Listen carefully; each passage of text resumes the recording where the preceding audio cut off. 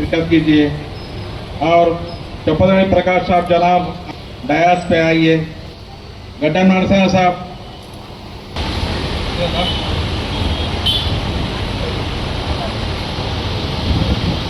బిస్మిల్లాహిర్రహమానిర్రహీం. మనస్సుని సత్కర్మల నుండి సత్కార్యాల నుండి మరల్చి బిస్మిల్లాహిర్రహమానిర్రహీం.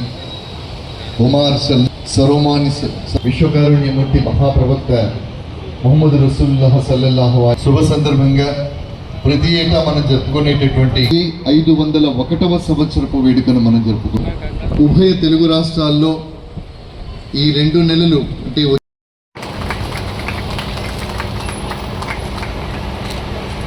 और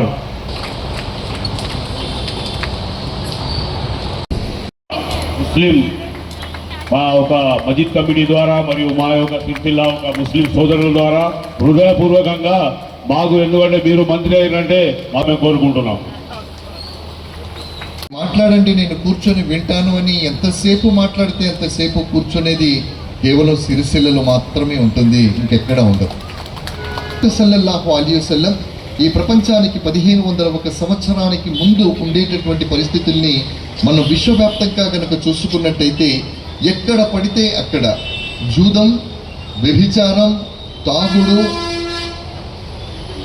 ఎన్ని దుర్వ్యసనాలు ఉంటాయో అవన్నీ కూడా విశ్వవ్యాప్తంగా పరివ్యాప్తమై అవన్నీ కూడా ఒక సామాన్యమైనటువంటి విషయాలుగా భావించే పరిస్థితులు.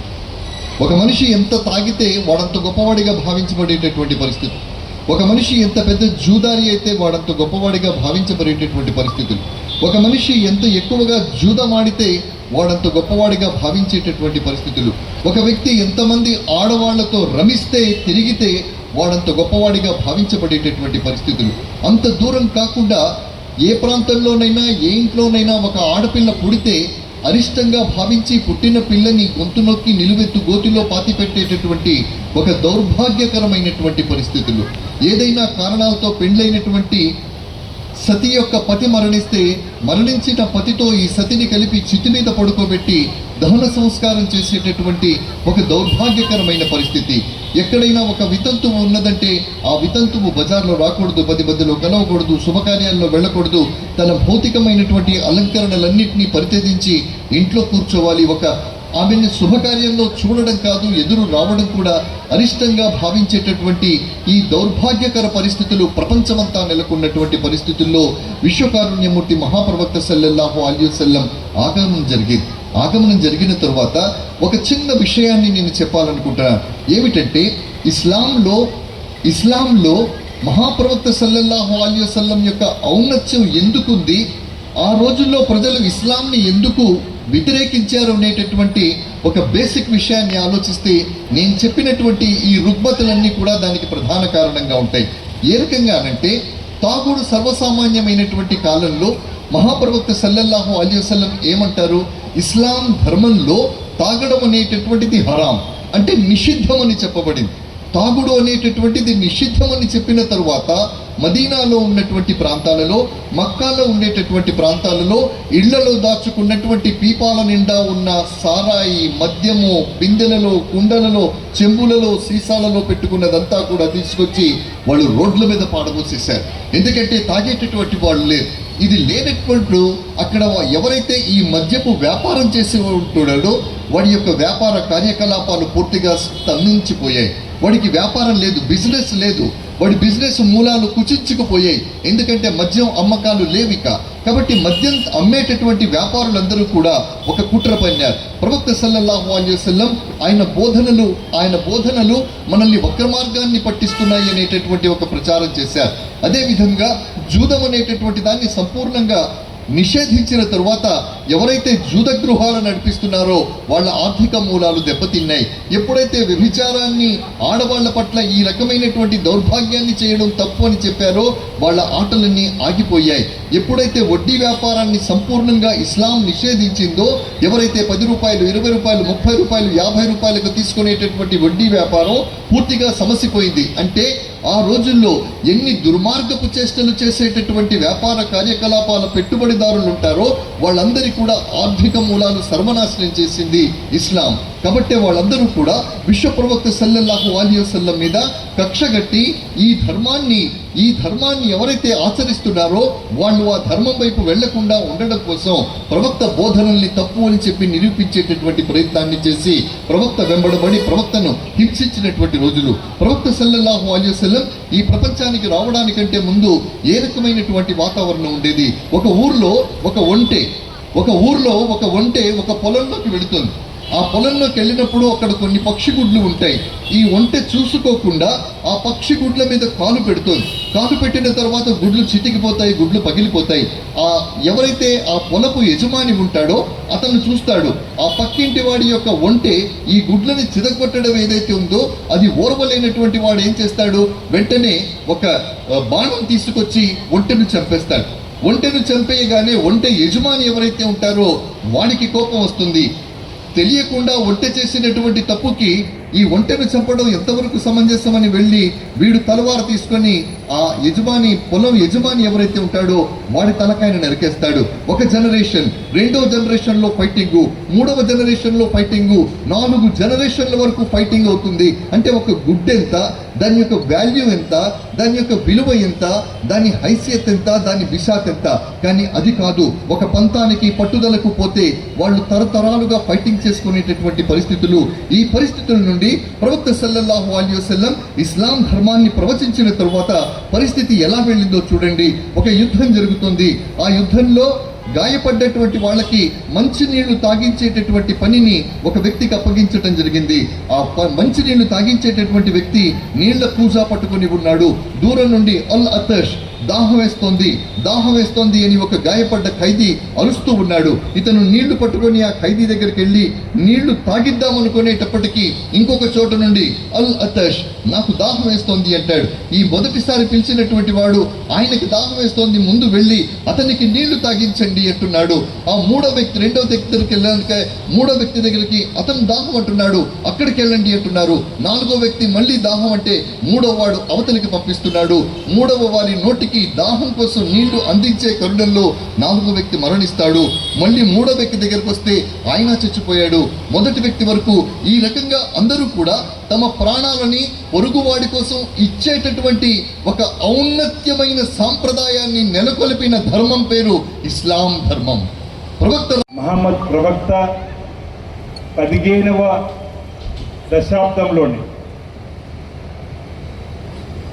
ఇస్లాం ధర్మాన్ని బోధించేటువంటి క్రమంలో ఈరోజు 5వ ధర్మంలో కానీ బైబిల్, ఖురాన్, ఈరోజు భగవద్గీత, సూచనలు, కీర్తనలు చూసినా లోక కళ్యాణం జరగాలి, లోక శాంతి జరగాలి, సోదర భావంతో ముందుకు వెళ్ళేటువంటి కార్యక్రమం చేయాలని చెప్పినటువంటి అభిప్రాయ భేదాలు ఉన్నా, భిన్నాభిప్రాయాలు ఉన్న లక్ష్యం ఒకటి, అందరి మంచి కోరమని చెప్పి ఈ గ్రంథాలు ఉన్నటువంటి మనం గమనించినటువంటి సందర్భంలో. కానీ ఇక్కడ గమనించాలి, 1500 సంవత్సరాల క్రితమే అక్షరాస్యతను, అంటరాని తనాన్ని, సామాజికమైనటువంటి దురాచారాన్ని, సాంఘికమైన దురాచారాల్ని రూపుమాపేటువంటి ప్రయత్నం చేసి ఇస్లాం ధర్మాన్ని ముందుకు తీసుకునే ప్రయత్నం చేసినటువంటి మహమ్మద్ ప్రవక్త 1500 సంవత్సరాల క్రితమే ఈరోజు ఈ సమాజాన్ని మేలుకొల్పే పని చేసిందంటే వారి ఆలోచన తీసుకుని పోవాల్సిన బాధ్యత మనందరిపై ఉందని చెప్పని ఈరోజు వాటి పుట్టినరోజు సందర్భంగా మనం ఈరోజు మాట్లాడుకునే ప్రయత్నం, మీ ఆశయాలను ముందుకు తీసుకొని పోతాం, మీ ఆచరణ ఏదైతే మనం ముందు పెట్టిందో దాన్ని ముందుకు తీసుకొని పోతాం అనేటువంటి ప్రయత్నం చేసేటువంటి ఆలోచన ఈరోజు ఇక్కడ మనం చేసుకోవడం ఒక మహనీయుడి యొక్క, మనం అనేక మంది మహనీయుల పుట్టినరోజు సందర్భంగా జయంతిగా, వారు మరణించినటువంటి రోజు వర్ధంతిగా కూడా అనేక కార్యక్రమాలు చేసుకున్నప్పుడు వారి యొక్క ఆలోచనను మేము తీసుకొని ముందుకు పోతాం చెప్పిన ప్రతినపూడినటువంటి కార్యక్రమాలు చేస్తాం. అలాంటి కార్యక్రమం ఈరోజు మహమ్మద్ ప్రవక్తకు సంబంధించినటువంటి కార్యక్రమంలో జరిపినప్పుడు ఈరోజు మనం చూస్తున్నప్పుడు ఆ రోజుల్లో కూడా అక్షరాస్యతను పెంపొందించాలి, విద్యను అందరికీ అందివ్వాలి. అక్షరాస్యత ఉంటే ప్రశ్నించవచ్చు, అక్షరాస్యత లేకపోతే నిరక్షరాస్యత ఉంటే మనం ఇబ్బందులు పడతామని చెప్పిన మాట చెప్పి, అదే రోజు సామాజిక దృక్పథంతో ముందే ఒక వితంతురాలను కూడా పెళ్లి చేసుకునే క్రమంలో సామాజికంలో ఉన్నటువంటి పోకడలను మార్చేటువంటి ప్రయత్నం చేసినటువంటి సందర్భాన్ని కూడా చూస్తూ ఇప్పటికి కూడా 1500 సంవత్సరాల క్రితమే విద్యకు ఉన్నటువంటి ఇంపార్టెన్స్ చెప్పినటువంటి తర్వాత మహాత్మా జ్యోతిరావు పూలే కూడా 170 సంవత్సరాల చరిత్ర చూస్తే ఈ దేశంలో చదువు రావాలి, చదువుకోవాలి మహిళలను కూడా చెప్పి వాళ్ళ భార్యకు చదువు చెప్పి మరి టీచర్గా చెప్పినటువంటి సందర్భాన్ని కూడా మనం చూస్తుంటే చదువుకున్నటువంటి ఇంపార్టెన్స్ దృష్టిలో పెట్టుకొని ఇప్పుడు కూడా ఈ ప్రభుత్వం ఈరోజు ప్రత్యేకమైనటువంటి దృష్టి కోణంలో విద్యను అందరికీ అందివ్వాలి, పేదలకు అని చెప్పని యంగ్ ఇండియా ఇంటిగ్రేటెడ్ స్కూల్ ఈ కాలంలో కూడా మనం పేద పిల్లలకు చక్కటి విద్యను అందించే కార్యక్రమం తీసుకుని వస్తున్నాం. అంటే ఆనాటి నుంచి ఈనాటి వరకు కూడా ప్రతి పాలకుడు ఎవరు కానీ విద్యను అందరికీ అందివ్వాలని చెప్పి చూసేటువంటి కార్యక్రమం జరుగుతున్నటువంటి వారిని 1500 సంవత్సరాల వారు గుర్తించిందంటే ఎంత మహనీయుడు అనేది మనం ఈరోజు చెప్పుకోక తప్పదన్నమాట సందర్భంగా చెప్తూ సామాజిక రంగంలో ఉన్నటువంటి పోకర్లు కూడా రూపుమాపేటువంటి కార్యక్రమంలో మంచి మార్గాన్ని సన్మార్గాన్ని నడిచేటువంటి కార్యక్రమం వీలైతే ఇతరులకు సాయం చేయకని నష్టం చేయకని చెప్పనే మాట అంటున్నారు. ఈరోజు ఏ మతంలోనైనా తప్పు చేయమని చెప్పలేదు, కానీ వ్యక్తిగా అతను తప్పు చేస్తే మతానికి సంబంధం లేదు. వాస్తవం అది కూడా వ్యక్తిగా అతను చేసినటువంటి పొరపాటుకు ఈరోజు మతానికి రంగు పూసేటువంటి కార్యక్రమం కరెక్ట్ కాదు. అనేక సందర్భాలు కూడా ఈ లౌకిక దేశంలో చెప్పుకున్నటువంటి సందర్భం కూడా మనం గుర్తు చేసుకుంటూ రాబో రోజుల్లో ఇలాంటి మహనీయుల యొక్క జన్మదినాలు కానీ ఇలాంటి మహనీయుల యొక్క ఆలోచన విధానాన్ని తీసుకొని ముందుకు పోవడంలో బాధ్యత గల పౌరులుగా మనం అందరం కూడా కులాలకు అతీతంగా, మతాలకు అతీతంగా, ప్రాంతాలకు అతీతంగా మనం ముందుకు పోవాల్సినటువంటి అవసరం ఉంది. ఆ ప్రయత్నమే మీరు చేసేటువంటి క్రమంలో అనేక కార్యక్రమాల్లో పాల్పంచుకున్నటువంటి అంశాలు నుంచి వచ్చినాయి. అంటే మనం మంచి మార్గాన్ని ఎన్నుకున్నప్పుడు ఇతరులపై ఆధారపడుతూ ఉండడానికి అవకాశం ఉంటుందని చెప్పి చెప్పేటువంటి వారి ప్రయత్నం చేసింది. అంటే మన దృష్టిలో ఒక అంశంలో మనకు సంబంధం లేకుండా ఒకరు నిందించకూడదు అనేటువంటి సందర్భాలు కూడా చెప్పేటువంటి సందర్భం ఇటీవల ఒక సందర్భం విన్నా, అది కూడా మీతో పంచుకునే ప్రయత్నం చేస్తాం. మొత్తం మొయినుద్దీన్ గారు మరొక కథ దగ్గర చెప్పే ప్రయత్నం చేస్తాడేమో. ఒక రాజు తన కుమార్తెను పెంచడానికి ఒక ఆయాను, మన ఇప్పుడు ఆయాని ఆ రోజు పని మనిషిగా ఉండేటువంటి వారు పెంచుకొని ఇచ్చేటువంటి సందర్భం. ఆ ఆయా ఆ రాజు బిడ్డను అల్లారు ముద్దుగా పెంచుతుంది. ఓ రోజు ఆరు బయట మనం చందమామ రావే, జాబిల్లు రావే అని చెప్పి చూపించుకుంటూ పిల్లలకు భోజనం పెట్టేటువంటి సందర్భం మన తల్లులు అనేక ఈ రోజు డాబాలైనాయి. అందులో డాబాలు గూనీళ్ళు ఉన్నప్పుడు బయట ఆరు బయట పడుకున్నప్పుడు చందమామ రావే, జాబిల్లు రావే అని చెప్పి కథలు చెప్తూ భోజనాలు చిన్నపిల్లలు తినిపించేటువంటి సందర్భాలు కూడా మనం చూసినాం. ఆ విధంగా ఆ రాజు కూతుర్ని ఆ ఆయా పని మనిషి మంచిగా పెంచుతుంది. ఓ రోజు బయట ఆరు బయటకు వెళ్ళి తినిపించమని ఆ అమ్మాయి చెప్పడం, మహారాజు చేయడం, బయటకు వెళ్ళి ఆ అమ్మాయికి భోజనం తినిపిస్తుంది. ఈ లోపల ఆకాశంలో గద్ద విషపామును విషనాగును తీసుకుని వెళ్తుంది. గద్ద ధర్మం తినడానికి నాగుపాము గద్ద నుంచి విడిపించుకునే ప్రయత్నం చేస్తుంది, సాధ్యం అవుతలేదు. ఈ లోపల విషం తన నోటి చుక్కల నుంచి వచ్చింది. ఈ తల్లికి తెలియదు బిడ్డను ఏదైతే ఆయగా పనిచేస్తున్నటువంటి ఆ తల్లికి తినిపించే భోజనంలో ఆ విషపు చుక్కలు పడ్డదని. కానీ ఆ విషపు చుక్కలు పడ్డాయి. ఆ రాజు బిడ్డ ఈ ఆయా తినిపించిన భోజనంతో మరణించింది. తర్వాత సభలో పిలిచి ఈ తప్పుకు కారణం, ఈ చనిపోవడానికి కారణం ఆయానే కాబట్టి ఆయానే శిక్షించాలని చెప్పినటువంటి చర్చ జరుగుతున్నప్పుడు ఆయా వల్లనే మరణించింది, ఆ పని మనిషి తప్పిద వల్ల జరిగిందని చెప్పి అబాండాలు వేస్తున్న సందర్భంలో నిజాలు తెలుసుకోకుండా, ఏం జరిగిందో తెలుసుకోకుండా అబాండాలు వేసిన తర్వాత పాప పుణ్యాల లెక్క వచ్చింది. ఎవరికి పాపం పంచాలి, ఎవరికి పుణ్యం పంచాలని. కొందరు అన్నారు ఆ గద్దనే అంటే పాప పుణ్యం లెక్క పెట్టేవారికి, మన మానవ మాత్రం తెలియకపోవచ్చు, కానీ పాప పుణ్యాలు లెక్క పెట్టేవాడి. మేము యమధర్మరాజు అంటాం, మీరు ఇప్పుడు యమలోకం, ఇప్పుడు ఇంతకుముందు అన్నారు స్వర్గలోకం అన్నారు. చిత్రగుప్తుడు ఉంటాడు, బహుశా అందులో ఈ మతంలో కూడా తప్పు చేసిన దండన వేసేవారు ఉంటారు. ఆ విధంగా అక్కడ చర్చ జరుగుతూ ఉంది. ఇప్పుడు ఎవరికి దండన వేయాలి, ఈ ఈ అంశానికి సంబంధించినటువంటి మంచి చెడు కూడికలు ఎవరిపై వేయాలని చెప్పి చర్చ జరుగుతుంది. చిత్రగుప్తుడు అడిగినప్పుడు కానీ యముడికి చెప్పినప్పుడు, లేకపోతే దైవికంగా ఆ అల్లానే అనుకుందాం అన్నప్పుడు గద్ద తన ఆహారంగా నాగుపాము తీసుకొని వెళ్ళింది. నాగుపాము రక్షించుకునే క్రమంలో విషపు చుక్కలు విరిచింది. ఆ విషపు చుక్కలు ఈ అన్నంలో పట్టియం తెలకుండా ఆయా తినిపించింది. చనిపోయినటువంటి సందర్భంలో వాస్తవాలు తెలుసుకోకుండా చెడు ప్రచారం చేసినటువంటి వారికి ఈ శిక్షను వేయమని చెప్పినటువంటి చరిత్ర మనం చూసినాం. అంటే మన ముందు తెలియక ముందు ఎవరిపైన కూడా అబండాలు వేయకూడదు అని చెప్పడానికి నీతి ఈ కథలో నాకు కనిపించిందని మాట ఈ సందర్భం చెప్తా ఉంది.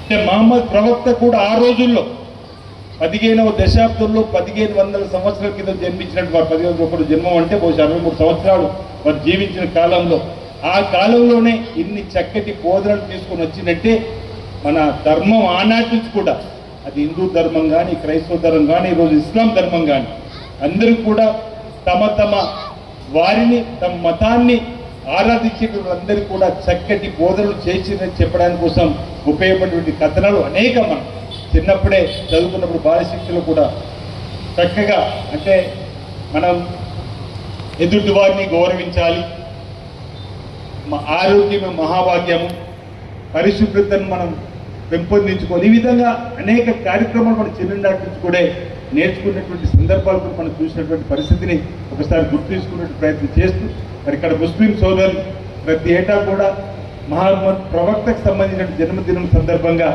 వారి యొక్క ఆలోచన విధానాన్ని ఈ తరానికి, ఈ తరం ప్రజలకు, ఈ తరం ఉన్నటువంటి యువతకు వారి యొక్క ఆలోచన విధానాన్ని చెప్పేటువంటి ప్రయత్నం చేస్తూ వారి ఆశయాలను, వారి బోధనలు మనం ఇప్పుడు కూడా ఇంకా నడుచుకోవాలి అనేటువంటి భావన చెప్పేటువంటి ప్రయత్నం చేయడం శుభదాయకం అన్నమాట సందర్భం చెప్తూ, ఈ క్రమంలో పోయినసారి కానీ గతంలో కూడా వచ్చినప్పుడు మిత్రులు మొయినుద్దీన్ గారి యొక్క తెలుగులో అనువాదం వారు చక్కగా వారు చెప్పినటువంటి సందర్భాన్ని వినడం జరిగింది. వారు ఇప్పుడు కూడా చెప్పినటువంటి అనేక సూక్తులు, అంటే వారు చెప్పింది ఇంచుమించు నేను అనుకుంటా 50 నిమిషాలు ఏదో విన్నా, 50 నిమిషాలు విన్నా, కానీ సారం 4-5 నిమిషాలు మనం చెప్పచ్చు. 3 గంటలు సినిమా చూసిన తర్వాత కట్టే కొట్టే దేశంలో ఏ విధంగా చెప్పచ్చు, ఆ విధంగా వారిలో సారం అంటే మంచిని ప్రేమించాలి, చెడును దూరంగా ఉంచాలి, వీలైతే 10 మందికి సహకారం అందించాలి. ఈరోజు మహమ్మద్ ప్రవక్త చెప్పిన విధంగా ప్రతి ఒక్కరు కూడా విద్యావంతులు కావాలి, సామాజిక సేవలో, సాంఘిక సేవలో మనం సైతం ఉండాలి, పేద ప్రజలకు అండగా నిలబడే ప్రయత్నం చేయాలని చెప్పినటువంటి కార్యక్రమం వారి యొక్క స్పీచ్లో మనం విన్నాం. ఆ రోజు మహమ్మద్ ప్రవక్త చెప్పింది కూడా ఈ తరం చెప్పే క్రమంలో మనందరూ కూడా ఆచరిద్దాం, ఆ ఆలోచనలు నడుద్దాం, వారి బాటలో నడిచే ప్రయత్నం చేస్తూ సమాజాన్ని మరింత ముందుకు తీసుకుని పోయే విధంగా కులాలకు అతీతంగా, మతాలకు అతీతంగా, ప్రాంతాలకు అతీతంగా మన ప్రాంతాలు మనం ముందుకు తీసుకుపోయే క్రమంలో అలాంటి వారి ఆలోచన తీసుకొని పోవడంలో నా వంతు తప్పనిసరిగా సహకారం ఉంటుంది. మనం సమావేశాల సభలోనే కాకుండా ఏదైనా సమస్య వచ్చినప్పుడు నా దృష్టికి తీసుకొని రండి, తప్పనిసరిగా మీకు అండగా నిలబడే ప్రయత్నం తప్పనిసరిగా 100% చేస్తా. అది ఉన్నా లేకున్నా ఒకే రకంగా ఉన్నట్టు సందర్భంలో నేను మీ వెంట నిలబడే సందర్భం నా ప్రాంతంలో ఉన్నట్టు వారితో మాట్లాడుతూ మీకు తెలుస్తుంది. ఇప్పుడే కొత్తగా ఈ ప్రాంతంతో పరిచయం ఏర్పడే క్రమంలో కూడా మీతోని ఆప్యాయతను, ప్రేమను, అనురాగాన్ని పెంపొందించుకునేటువంటి ప్రయత్నం చేసే క్రమంలో నన్ను ఆహ్వానించేందుకు వచ్చినటువంటి పెద్దలతో మాట్లాడినప్పుడు కూడా కొన్ని విషయాలు నేర్చుకోవడం జరిగింది. ప్రేమతోటి దేవుడిగా భావించి ముందుకు పోతున్నారు. మేము కూడా ఈరోజే అయ్యప్ప ఆలయంలో ఒకరు వచ్చి వెళ్ళడం జరిగింది. 1,16,00,000 కుంకుమ పూజలు జరిగిన క్రమంలో శ్రీ లలితా త్రిపుర సుందరి వారి అమ్మవారి యొక్క సంకీర్తనలు జరిగిన క్రమంలో, అంటే మంచి జరిగేటువంటి క్రమంలో ఈరోజు కూడా ప్రవక్త గారి జన్మదినం వచ్చే క్రమంలో మీ ప్రార్థన ఇంతకుముందు మొయినుద్దీన్ గారు ఒక మాట అన్నారు, భూమాత మేము 5 మార్లు దండం పెడతాం లేదంటే బుద్ధాడతాం. మేము కూడా ప్రతినిత్యం లేవగానే ముందుగా తల్లి భూమాతకు దండం పెట్టుకొని లేచే క్రమంలో ఎన్ని ప్రార్థనలు కలిసినాయేమో, ఇటు మీ ప్రార్థనలు ఇటు మా ప్రార్థనలు, ఎల్లినిన్ను అనే ప్రభావం నుంచి మన ప్రాంతంలో దూరంగా వెళ్ళిపోయి వర్షాలు బ్రహ్మాండంగా పడుతున్నాయి. 5 మార్లు మీరు చేసే ప్రార్థనలు మేము కూడా వర్ణయాగం వీళ్ళ రాజన్న ఆలయంలో చేసినాం, పాసాలు చేసినాం, యాగరొట్టెలు చేసినాం, అదేవిధంగా కొండగట్టు గిరిప్రగతి చేసినాం. ఎల్లినిన్ను అనగానే మనం అందరం కూడా భయపడ్డాం, ఈసారి వర్షాలు ఉండవు, త్రాగునీటికి ఇబ్బంది అని చెప్పారు. కానీ అందరూ కూడా మీరు, మేము అన్ని వర్గాలను కలిసి ఆ భగవంతుడిని ప్రార్థిస్తే, అల్లాని ప్రార్థిస్తే ఈరోజు మనకు చక్కటి వర్షాలు వచ్చి డ్యాములు నిండే పరిస్థితి వస్తుంది, చెరువులు నిండే పరిస్థితి వస్తుంది, భయం పోతా ఉంది. అంటే మన సనాతన సాంప్రదాయాన్ని కూడా కాపాడుకునే ప్రయత్నం చేస్తూ ముందుకు పోవాల్సిన అవసరం ఉంది. ఆధునికత ఎంత పెరిగినప్పటికీ కూడా, టెక్నాలజీ అనేది ఎంత ముందుకు వెళ్తున్నప్పటికీ కూడా మన యొక్క సాంప్రదాయాన్ని మనం కాపాడుకుంటూ ముందుకు పోయేటువంటి సందర్భంలో మంచి జరుగుతుంది అనే దానికోసం నిదర్శనం కూడా మనకు కొన్ని సార్కారం కనిపిస్తూ ఉన్నాయి. ఐ లవ్ ఇండియా అన్నాడు ముక్త మొయినుద్దీన్ గారు. మన యొక్క ప్రాంతాన్ని మనం ప్రేమించుకునే క్రమంలో వాస్తవమే మన హైదరాబాద్కి వెళ్ళి సిరిసిల్లకు వస్తుంటే బ్రిడ్జికి రాగానే అబ్బా ఇంటికి వచ్చేసినామని చెప్పి అనుకుంటాం. మేము వేరే బ్రిడ్జికి పోని అబ్బా మీ రాజన్న మీ దగ్గరికి వచ్చినామని చెప్పి అనుకుంటాం. అంటే జన్మభూమిపైన లవ్ ఎఫెక్షన్. విమానంలో వచ్చినప్పుడు కూడా ఇండియా వచ్చిందని అనౌన్స్మెంట్ ఇచ్చిన అనుకోండి, అది ఆనందం వేరే మాట చెప్పింది. అంటే మన పుట్టిన గడ్డపైన ప్రేమ, మన జన్మనిచ్చిన తల్లిదండ్రులను పూజించేటువంటి కార్యక్రమం, మనకు చదువు నేర్పిన విద్యాబుద్ధులు నేర్పినటువంటి గురువులపై ఉన్నటువంటి నమ్మకము, ప్రేమ మనం ముందుకు తీసుకుపోయే క్రమంలో మా పురాణాల్లో అయితే ఏదైనా పూజా కార్యక్రమం కూర్చున్నప్పుడు మీ తల్లిదండ్రులు ముందు గుర్తు తీసుకోమంటారు.